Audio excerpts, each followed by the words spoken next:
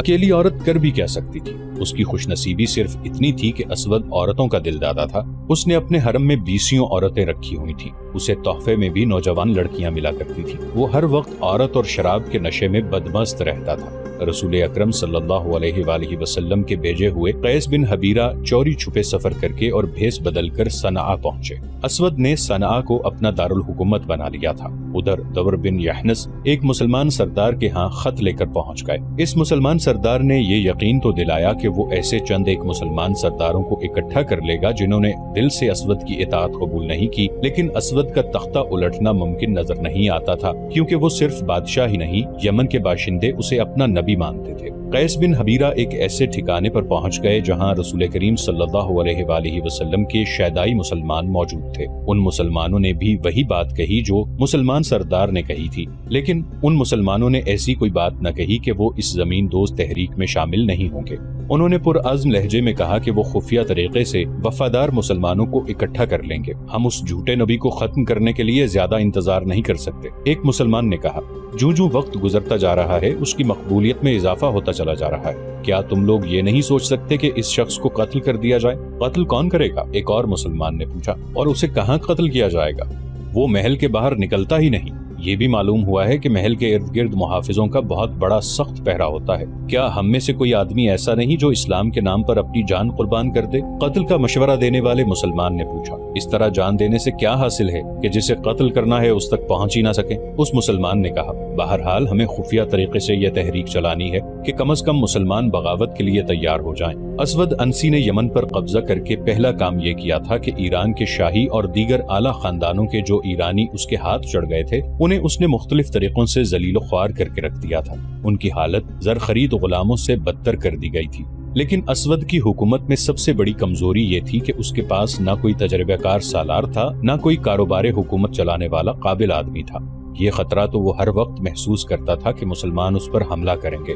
وہ خود عسکری ذہن نہیں رکھتا تھا۔ اس کمی کو پورا کرنے کے لیے اسے ایرانیوں کا ہی تعاون حاصل کرنا پڑا۔ اس کے سامنے 3 نام آئے۔ ان میں ایک ایرانی نام قیس بن عبد یغوث کا تھا جو بازان کے وقتوں کا مانا ہوا سالار تھا۔ دوسرے 2 حکومت چلانے میں مہارت رکھتے تھے، ایک تھا فیروز اور دوسرا دازویہ۔ فیروز نے اسلام قبول کر لیا تھا اور وہ صحیح معنوں میں اور سچے دل سے مسلمان تھا۔ اسود نے قیس بن عبد یغوث کو سالار اعلیٰ بنا دیا اور فیروز اور دازویہ کو وزیر مقرر کیا۔ تینوں نے اسود کی وفاداری کا حلف اٹھایا اور اسے یقین دلایا کہ وہ ہر حالت میں اس کے وفادار ہوں گے۔ ایک روز فیروز کہیں باہر گھوم پھر رہا تھا کہ ایک گداگر نے اس کا راستہ روک لیا اور ہاتھ پھیلایا۔ تو مجھے معذور نہیں نظر آتا؟ فیروز نے اسے کہا۔ اگر تو معذور ہے تو تیری معذوری یہی ہے کہ تجھ میں غیرت اور خودداری نہیں۔ تو نے ٹھیک پہچانا ہے۔ گداگر نے اپنا ہاتھ پیچھے کرتے ہوئے کہا، میری معذوری یہی ہے کہ میری غیرت مجھ سے چھن گئی ہے، اور میں دیکھ رہا ہوں کہ تیری بھی یہی معذوری ہے۔ میں نے بھیک کے لیے ہاتھ نہیں پھیلایا، میں اپنی غیرت واپس مانگ رہا ہوں۔ اگر تو پاگل نہیں ہو گیا تو مجھے بتا کہ تیرے دل میں کیا ہے؟ فیروز نے گداگر سے پوچھا۔ میرے دل میں اللہ کے اس رسول کا نام ہے جس کا تو شیدائی ہے۔ گداگر نے فیروز کی آنکھوں میں آنکھیں ڈال کر کہا، اگر اسود انسی کی شراب تیری رگوں میں چلی نہیں گئی تو میں جھوٹ نہیں کہہ رہا کہ تو نے دل پر پتھر رکھ کر اسود کی وزارت قبول کی ہے۔ فیروز نے ادھر ادھر دیکھا۔ وہ سمجھ گیا کہ یہ مدینہ کا مسلمان ہے، لیکن اسے یہ بھی خطرہ محسوس ہوا کہ یہ اسود کا کوئی مخبر بھی ہو سکتا ہے۔ مت گھبرا فیروز، گداگر نے کہا، میں تجھ پر اعتبار کرتا ہوں، تو مجھ پر اعتبار کر۔ میں تجھ کو اپنا نام بتا دیتا ہوں، قیس بن حبیرہ۔ مجھے رسول اللہ صلی اللہ علیہ وآلہ وسلم نے بھیجا ہے۔ کیا تو سچ کہتا ہے کہ رسول اللہ صلی اللہ علیہ وآلہ وسلم نے تجھے میرے پاس بھیجا ہے؟ فیروز نے اشتیاق سے پوچھا۔ نہیں، قیس نے کہا، رسول اللہ صلی اللہ علیہ وآلہ وسلم نے یہ کہا تھا کہ وہاں چلے جاؤ، اللہ کے سچے بندے مل جائیں گے۔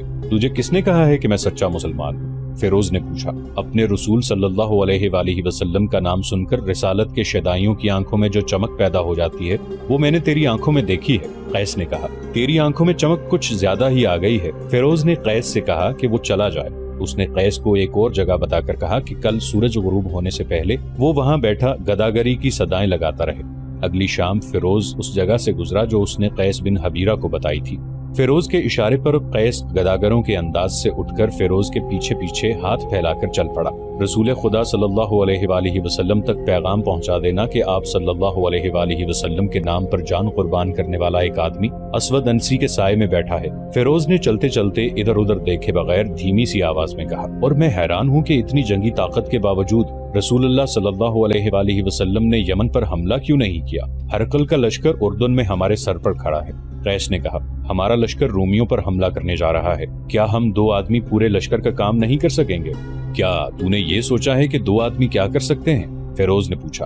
कत्ल, कैस ने जवाब दिया और कहने लगा, मुझसे ये न पूछना कि असवद को किस तरह कत्ल किया जा सकता है। क्या तूने अपने चचा की बेटी आजाद को दिल से उतार दिया है? फिरोज चलते चलते रुक गया। उसके चेहरे पर कुछ और ही तरह की रौनक आ गई, जैसे खून अचानक उबल पड़ा हो। तूने मुझे रोशनी दिखा दी है, उसने कहा। कत्ल के सिवा कोई और रास्ता नहीं। मेरी चचाजाद बहन का नाम लेकर तूने मेरा काम आसान कर दिया है। ये काम मैं करूंगा, तू अपना काम करता रहे। जा कैस, जिंदा रहे तो मिलेंगे। मुअर्रिखों ने लिखा है कि फिरोज के दिल में असवद की जो नफरत दबी हुई थी वो उभर कर सामने आ गई। उसने असवद अंसी के ईरानी सालार कैस बिन अब्द यगूस और दाजविया को अपना हमराज बना लिया। असवद का कत्ल एक वजीर के लिए भी आसान नहीं था जो उसके साथ रहता था। असवद के मुहाफिज उसे हर वक्त अपने नरगे में रखते थे। सोच सोच कर उन तीनों ईरानियों ने यह फैसला किया कि आजाद को इस काम में शरीक किया जाए, लेकिन कत्ल आजाद के हाथों न कराया जाए। आजाद तक रसाई आसान नहीं थी। असवद को शक हो गया था कि तीनों ईरानी उसे दिल से पसंद नहीं करते। उसने इन पर भरोसा कम कर दिया था। आजाद और फिरोज की वैसे भी कभी मुलाकात नहीं हुई थी। आजाद तक पैगाम पहुंचाने के लिए औरत ही की जरूरत थी। एक वजीर के लिए ऐसी औरत का हुसूल मुश्किल नहीं था। फिरोज ने महल की एक उधेड़ उम्र औरत को अपने पास बुलाया। वो भी मुसलमान थी। फिरोज ने उसे कहा कि वो उसे अपने घर में रखना चाहता है। अगर वो पसंद करे तो वो उसे अपने यहाँ ला सकता है। फिरोज ने उसे कुछ लालच दिया। एक ये था कि उससे इतना ज्यादा काम नहीं लिया जाएगा जितना अब लिया जाता है। वो औरत मान गई। फिरोज ने उसी रोज उसे अपने यहाँ बुला लिया। एक रोज आजाद अकेली बैठी थी। वो हर वक्त जलती और कुड़ती रहती थी। उसे कोई राह फरार नजर नहीं आती थी। इस कैफियत में फिरोज की वही खादिमा उसके पास आई। मैं किसी काम के बहाने आई हूँ, खादिमा ने कहा, लेकिन मैं आई दरअसल तेरे पास हूँ। क्या तू अपने चचाजाद भाई से कभी मिली है जो रहमान अल यमन का वजीर है? क्या तू जासूसी करने आई है? आजाद ने गुस्सीली आवाज में कहा। नहीं, खादिमा ने कहा, मुझ पर यह शक न कर कि मैं इस झूठे नबी की मुखबिर हूँ। मेरे दिल में भी असवद की इतनी ही नफरत है जितनी तेरे दिल में है। मैं नहीं समझ सकती कि तू मेरे पास क्यों आई है। आजाद ने कहा, फिरोज वजीर ने भेजा है।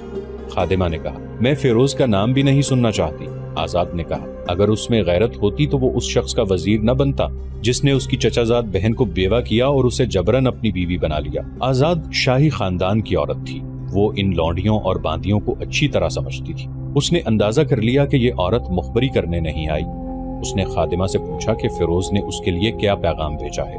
खादिमा ने बताया कि वो उससे मिलना चाहता है। आजाद ने उसे एक जगह बताकर कहा कि फिरोज वहीं रात को आ जाए, लेकिन हमारे दरमियान एक दीवार हायल होगी। आजाद ने कहा, इसमें एक जगह एक दरीचा है जिसमें सलाखें लगी हुई हैं। फिरोज सलाखों के दूसरी तरफ खड़ा होकर बात कर सकता है।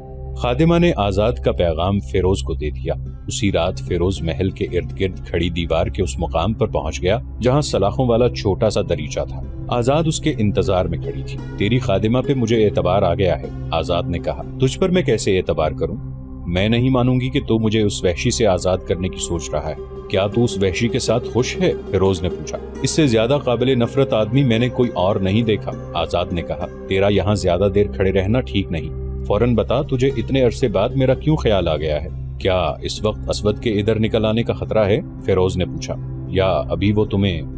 नहीं, आजाद ने कहा, पहरेदारों का खतरा है। असवद इस वक्त शराब के नशे में बेसित पड़ा है। उसके पास औरतों की कमी नहीं। मैं सिर्फ तुझे नहीं पूरे यमन को आजाद कराऊंगा, फिरोज ने कहा। लेकिन तेरी मदद के बगैर मैं कामयाब नहीं हो सकता। मुझे बता फिरोज, आजाद ने पूछा, मैं क्या कर सकती हूँ? किसी रात मुझे असवद तक पहुंचा दे, फिरोज ने कहा। अगले रोज वहां से उसकी लाश उठाई जाएगी। क्या तू ये काम कर सकती है? कल रात इस वक्त के कुछ बाद इस दीवार के बाहर इसी जगह आ जाना जो मैं तुम्हें बताऊंगी, आजाद ने कहा। मेरा कमरा इस दीवार के बिल्कुल साथ है। तुम दीवार किसी और तरीके से फलांग नहीं सकोगे। कमंद फेंकनी पड़ेगी। रस्सा लेते आना, उसे दीवार के ऊपर से अंदर को फेंकना। मैं उसे कहीं बांध दूंगी, तुम रस्से से ऊपर आ जाना। अगली रात फिरोज इस तरह छुपता छुपाता उस दीवार के साथ साथ जा रहा था कि उसे पहरेदार के गुजर जाने तक छुपना पड़ता था। وہ اس جگہ پہنچ گیا جو اسے آزاد نے بتائی تھی۔ اس نے دیوار پر رسا پھینکا جس کا اگلا سرا دوسری طرف نیچے تک چلا گیا۔ آزاد موجود تھی۔ اس نے رسا پکڑ لیا اور کہیں باندھ دیا۔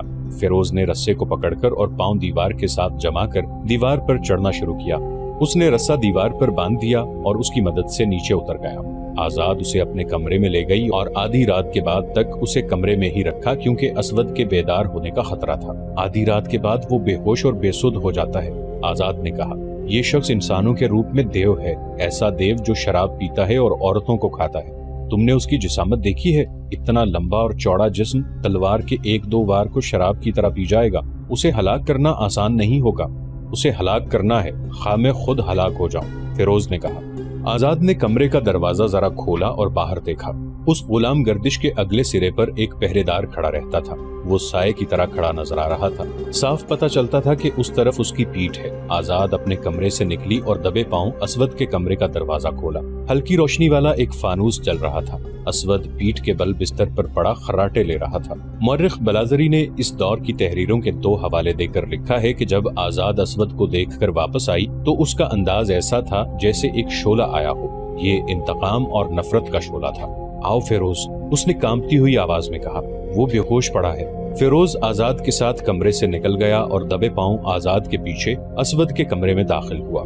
اسود جنگلی سانڈ جیسا انسان تھا۔ کمرے میں شراب اور گناہوں کا تعفن تھا۔ جانے ایسا کیوں ہوا، اسود بیدار ہو گیا۔ اپنے وزیر اور اپنی حسین ایرانی بیوی کو دیکھ کر وہ اٹھ بیٹھا۔ مورخوں نے لکھا ہے کہ آزاد کو وہ قابل اعتماد سمجھتا تھا۔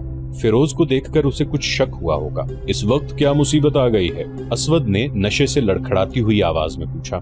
فیروز نے ایک لمحہ ضائع نہ کیا۔ تلوار کھینچی اور پوری طاقت سے اسود کی گردن پر وار کیا۔ اسود نے گردن بچا لی اور تلوار اس کے ننگے سر پر لگی۔ اسود کے منہ سے چیخ نما آوازیں نکلیں اور بستر سے لڑک کر دوسری طرف گرا۔ غلام گردش میں دوڑتے قدموں کی دھمک سنائی دی۔ آزاد تیزی سے باہر نکلی اور دروازہ بند کر لیا۔ پہرےدار دوڑا آ رہا تھا۔ آزاد نے تیزی سے آگے بڑھ کر پہرےدار کو روک لیا۔ کمرے سے اسود کی ہلکی ہلکی آوازیں آ رہی تھیں۔ واپس اپنی جگہ پر چلے جاؤ، آزاد نے پہرےدار کو تحکمانہ لہجے میں کہا۔ رحمان الیمن کے پاس فرشتہ آیا ہوا ہے، وہی نازل ہو رہی ہے، جاؤ، ادھر نہ آنا۔ مورخ بلازری نے لکھا ہے کہ پہرےدار نے احترام سے سر جھکا لیا اور چلا گیا۔ آزاد اندر آئی تو دیکھا کہ اسود فرش سے اٹھ کر بستر پر گر رہا ہے اور فیروز دوسرے وار کے لیے آگے بڑھ رہا ہے۔ اسود بستر پر گر پڑا۔ اس کا سر پلنگ کے بازو پر تھا اور سانڈوں کی طرح ڈکار رہا تھا۔ تم اسے نہیں مار سکو گے فیروز، آزاد نے آگے بڑھ کر کہا اور اسود کے بال جو لمبے تھے ہاتھوں سے پکڑ کر نیچے کو کھینچے اور خود فرش پر بیٹھ گئی۔ اب فیروز، گردن کاٹ دو۔ فیروز نے ایک ہی وار سے اسود کی گردن صاف کاٹ کر سر جسم سے الگ کر دیا۔ فیروز کے ساتھیوں قیس عبد غوث اور دازویہ کو معلوم تھا کہ آج رات کیا ہونے والا ہے۔ فیروز نے اسود کا سر اٹھایا اور ان دونوں کے ہاں جا پہنچا۔ محافظوں اور پہرےداروں کو رحمان الیمن کے قتل کی خبر ملی تو انہوں نے محل کو محاصرے میں لے لیا۔ آزاد فیروز کے ساتھ رہی۔ محل میں بھگدڑ مچ گئی۔ حرم کی عورتوں کا ہجوم چیختا چلاتا باہر کو بھاگا۔ ادھر رسول اللہ صلی اللہ علیہ وآلہ وسلم کے بھیجے ہوئے قیس بن حبیرہ اور دبر بن یحنس سرکردہ مسلمانوں کو بغاوت پر آمادہ کر چکے تھے اور دن رات زمین دوز سرگرمیوں سے مسلمانوں کے حوصلے بحال کر چکے تھے۔ اگلی صبح صادق میں کچھ وقت باقی تھا۔ محل کی چھت سے اذان کی آواز بلند ہوئی۔ لوگ حیران ہوئے کہ محل میں اذان۔ لوگ محل کی طرف دوڑے۔ اسود کی فوج حکم کی منتظر تھی، لیکن حکم دینے والا قیس عبد یغوث تھا۔ وہی سپہ سالار تھا۔ اس نے فوج کو باہر نہ آنے دیا۔ اسود کا سر محل کے باہر لٹکا دیا گیا۔ محل کی چھتوں سے للکار بلند ہو رہی تھی۔ ہم گواہی دیتے ہیں کہ محمد صلی اللہ علیہ وآلہ وسلم اللہ کے رسول ہیں اور اسود انسی کذاب ہے۔ اسود کے پیروکاروں پر خوف طاری ہو گیا اور مسلمان مسلح ہو کر نکل آئے اور انہوں نے یمنیوں کو قتل کرنا شروع کر دیا۔ مصر کے مشہور صحافی اور سابق وزیر معارف محمد حسن ہیکل نے اپنی کتاب ابو بکر رضی اللہ عنہ صدیق اکبر میں فیروز کی زبانی ایک روایت پیش کی ہے۔ فیروز نے کہا تھا، اسود کو قتل کر کے ہم نے وہاں کا انتظام پہلے کی طرح رہنے دیا، یعنی جس طرح اسود کے تسلط سے پہلے تھا۔ ہم نے قتل کے بعد پہلا کام یہ کیا کہ معاذ رضی اللہ عنہ بن جبل کو واپس بلایا کہ وہ ہمیں باجماعت نماز پڑھائیں۔ ہم بے انتہا خوش تھے کہ ہم نے اسلام کے اتنے بڑے دشمن کو ختم کر دیا ہے، لیکن اچانک اطلاع ملی کہ رسول خدا صلی اللہ علیہ وآلہ وسلم وصال فرما گئے ہیں۔ اس خبر سے یمن میں ابتری سی پھیل گئی۔ فیروز کو مسلمانوں نے صنعاء کا حاکم مقرر کر دیا۔ یہ واقعہ مئی 632 عیسوی کا ہے۔ قیس بن حبیرہ اور دبر جون 632 عیسوی کے دوسرے ہفتے میں یہ خوشخبری لے کر مدینہ پہنچے کہ جھوٹا نبی اپنے انجام کو پہنچ گیا ہے اور یمن پر اسلامی پرچم لہرا دیا گیا ہے، لیکن مدینہ سوگوار تھا۔ 5 جون 632 عیسوی 12 ربیع الاول 11 ہجری رسول خدا صلی اللہ علیہ وآلہ وسلم وصال فرما گئے تھے۔ رسول اللہ صلی اللہ علیہ وآلہ وسلم کے وصال کی خبر جوں جوں پھیلتی گئی، یہ جنگل کی آگ ہی ثابت ہوئی۔ جہاں پہنچی وہاں شعلے اٹھنے لگے۔ یہ شعلے بغاوت کے تھے۔ ایک تو اسلام کے دشمن تھے جنہوں نے اپنی تخریبی سرگرمیاں تیز کر دیں، دوسرے وہ قبائل تھے جنہوں نے صرف اس لیے اسلام قبول کیا تھا کہ ان کے سردار مسلمان ہو گئے تھے۔ ایسے قبیلے اتنے زیادہ نہیں تھے جنہوں نے سچے دل سے اسلام قبول کر لیا تھا۔ باقی تمام قبیلے اسلام سے نہ صرف منحرف ہو گئے بلکہ انہوں نے مدینہ کے خلاف علم بغاوت بلند کر دیا اور مدینہ پر حملے کی باتیں کرنے لگے۔ خلیفہ اول حضرت ابو بکر صدیق رضی اللہ عنہ نے باغی قبیلوں کو پیغام بھیجے کہ وہ اسلام کو نہ چھوڑیں۔ قاصد جہاں بھی گئے وہاں سے انہیں جواب ملا کہ ہمارا قبول اسلام صرف ایک شخص رسول کریم صلی اللہ علیہ وآلہ وسلم کے ساتھ معاہدہ تھا، وہ شخص نہیں رہا تو معاہدہ بھی نہیں رہا، اب ہم آزاد ہیں اور ہم اپنا راستہ اختیار کریں گے۔ تیسرا اور سب سے خطرناک فتنہ جھوٹے مدعیان نبوت کا تھا۔ رسول کریم صلی اللہ علیہ وآلہ وسلم کی حیات مبارکہ میں ہی نبوت کے جھوٹے دعوے دار پیدا ہو گئے تھے۔ ان کی پشت پناہی رومی، ایرانی اور یہودی کر رہے تھے۔ ان جھوٹے نبیوں میں ایک خوبی مشترک تھی، وہ شعبدے باز اور جادوگر تھے۔ شعبدے بازی اور جادوگری میں یہودی ماہر تھے۔ اسود انسی کا ذکر ہو چکا ہے، وہ بھی شعبدہ باز تھا۔ نبوت کے دوسرے دو دعوے دار طلیحہ اور مسیلمہ تھے۔ مسیلمہ خاص طور پر شعبدے بازی میں مہارت رکھتا تھا، ایسے شعبدے پہلے کوئی نہ دکھا سکا تھا۔ مثلاً وہ پرندے کے پر اس کے جسم سے الگ کر کے دکھاتا، پھر پرندے اور پروں کو اکٹھے ہاتھوں میں لے کر اوپر پھینکتا تو پر پرندے کے ساتھ ہوتے اور وہ پرندہ اڑ جاتا۔ مسیلمہ بدصورت انسان تھا، اس کے چہرے پر ایسا تاثر تھا جیسے یہ انسان کا نہیں حیوان کا چہرہ ہو۔ قد و خال بھی حیوانوں جیسے ہی تھے، اس کا قد چھوٹا تھا، چہرے کا رنگ زرد تھا، لیکن اس کے جسم میں غیر معمولی طاقت تھی۔ اس کی آنکھیں غیر قدرتی طور پر چھوٹی اور ناک چپٹی تھی۔ یہ ایک بھدے آدمی کی تصویر ہے جسے کوئی بدصورت انسان بھی پسند نہیں کر سکتا، مگر جو عورت خواہ وہ کتنی ہی حسین اور سرکش کیوں نہ ہوتی، اس کے قریب جاتی تو اس کی گرویدہ ہو جاتی اور اس کے اشاروں پر ناچنے لگتی تھی۔ مسیلمہ نے رسول اللہ صلی اللہ علیہ وآلہ وسلم کی زندگی میں ہی نبوت کا دعویٰ کیا تھا اور دو قاصدوں کے ہاتھ ایک خط ان الفاظ میں لکھا تھا: مسیلمہ رسول اللہ کی جانب سے، محمد رسول اللہ کے نام، آپ پر سلامتی ہو۔ بعدہ واضح ہو کہ میں رسالت میں آپ کا شریک بنایا گیا ہوں، لہٰذا نصف زمین میری ہے اور نصف قریش کی، مگر قریش انصاف نہیں کر رہے۔ رسول اکرم صلی اللہ علیہ وآلہ وسلم نے خط پڑھا اور قاصدوں سے پوچھا کہ مسیلمہ کے اس عجیب و غریب پیغام کے متعلق ان کی کیا رائے ہے؟ ہم وہی کہتے ہیں جو خط میں لکھا ہے، ایک قاصد نے جواب دیا۔ خدا کی قسم، رسول اللہ صلی اللہ علیہ وآلہ وسلم نے کہا، اگر قاصدوں کے قتل کو میں روا سمجھتا تو تم دونوں کے سر تن سے جدا کر دیتا۔ آپ صلی اللہ علیہ وآلہ وسلم نے مسیلمہ کو اس خط کے جواب میں لکھوایا: بسم اللہ الرحمن الرحیم، محمد رسول اللہ صلی اللہ علیہ وآلہ وسلم کی جانب سے، مسیلمہ کذاب کے نام، زمین اللہ کی ہے، وہ اپنے متقی بندوں میں سے جسے چاہتا ہے اس کا وارث بنا دیتا ہے۔ اس کے بعد مسیلمہ کو سب کذاب کہنے لگے اور اسلام کی تاریخ نے بھی اسے مسیلمہ کذاب ہی کہا ہے۔ رسول خدا صلی اللہ علیہ وآلہ وسلم ان دنوں بستر علالت پہ تھے۔ آپ صلی اللہ علیہ وآلہ وسلم نے ضروری سمجھا کہ جس شخص نے یہ جسارت کی ہے کہ رسول کریم صلی اللہ علیہ وآلہ وسلم سے زمین کا مطالبہ کر دیا ہے، اس کی سرگرمیوں اور لوگوں پر اس کے اثرات کو فوراً ختم کیا جائے۔ آپ صلی اللہ علیہ وآلہ وسلم کی نگاہ ایک شخص نہار الرجال پر پڑی۔ اس شخص نے اسلام قبول کر کے دین کی تعلیم حاصل کی تھی، قرآن کی آیات پر اسے عبور حاصل تھا اور وہ عالم و فاضل کہلانے کے قابل تھا۔ رسول مقبول صلی اللہ علیہ وآلہ وسلم نے اسے بلا کر ہدایات دیں کہ وہ یمامہ چلا جائے اور لوگوں کو اسلامی تعلیم دے۔